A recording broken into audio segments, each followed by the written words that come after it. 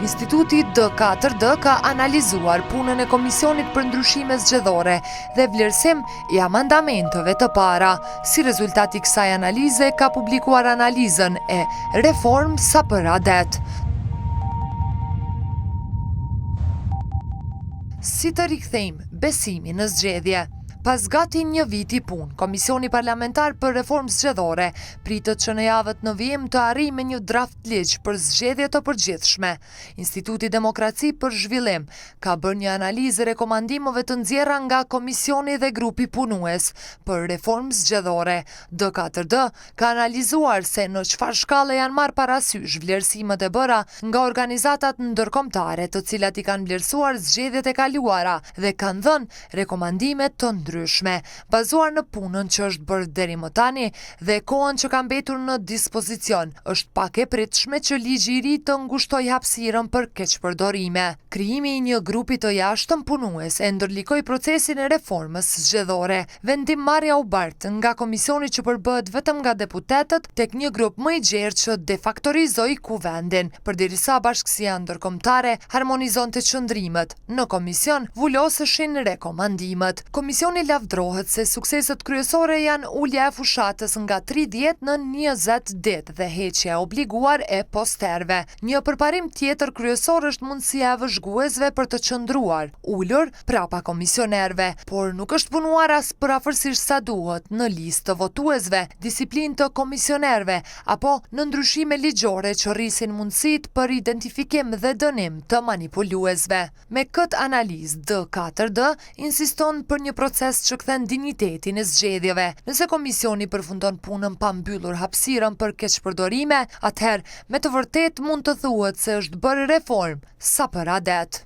Reform sa për adet. Qëllimi i këtij punimi është vlerësimi i përgjithshëm i reformës zgjedhore që Kosova ka ndërmarrë pas zgjedhjeve të vitit 2010. Komisioni për Reformë Zgjedhore ka hyrë në fazën finale të punës së tij dhe ka përgatitur një pako rekomandimesh, të cilat janë dhënë një grupi draftues për të hartuar një ligj të ri. Punimi vlerëson procesin e rishikimit të ligjit, punën e komisionit dhe të institucioneve të tjera të përfshira, si dhe amandamentet të cilat kanë rezultuar nga ky proces. Janë përgatitur 150 rekomandime, por pak prej tyre sjellin përmirësime reale. Nëse nuk shfrytëzohen këto javë që kanë mbetur në dispozicion për të bërë disa ndryshime esenciale në aspekt të organizimit të procesit zgjedhor, atëherë nuk ka arsye të pritet ulja e keqpërdorimeve. Ashtu siç është tash, reforma është vetëm makijazh që fsheh, por nuk trajton rrudhat e zgjedhjeve. Nëse krahas reformës së vakët, do të kemi disa palë zgjedhjesh një ditë siç edhe pritet,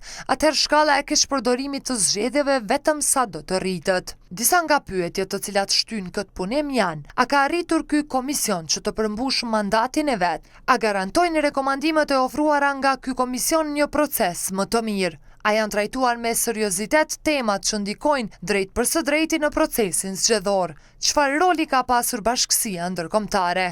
Si filloi reforma dhe ku jemi tani? Problemet kryesore të zgjedhjeve të kaluara nuk janë trajtuar si duhet, përfshirë temat kryesore të cilat mbajnë peng tër procesin. 3 kategori kryesore të çështjeve që nuk janë përfunduar si duhet janë: temat sistemore, pa përcaktimin e të cilave nuk mund të diskutohen çështjet teknike, pastaj ankesat apo parashtresat dhe gjobat e dënimet, si dhe procesi zgjedhor që ka lejuar keqpërdorime masive. Mosmarrja e vendimeve për sistemin zgjedhor ka ngritur shqetësime të ndryshme nga partitë më të vogla politike dhe nga shoqëria civile. Shpesh pretendohet se kjo shtyrje në marrjen e vendimeve për çështjet madhore mund të jetë e qëllimshme për 2 arsye: për të lënë më pak kohë për riparimin e administrimit të zgjedhjeve dhe parandalimin e keqpërdorimeve, si dhe shmangjes së subjekteve politike nga shëndrimi në cakt në rast të zgjedhjes së një sistemi me pak përkrahje publike. Dënimet dhe procesi janë gjithashtu tejet të rëndësishme sepse janë thelbësore për parandalimin e keqpërdorimeve. Duhet rikujtuar se në sytë e publikut, reforma është perceptuar si mënyrë për të parandaluar keqpërdorimet, si dhe për të ikur bllokimit të institucioneve, siç ndodhi pas zgjedhjeve më 2010. Për analiza dhe video të tjera, vizitoni webfaqen ton www. d4dviz.ks.org.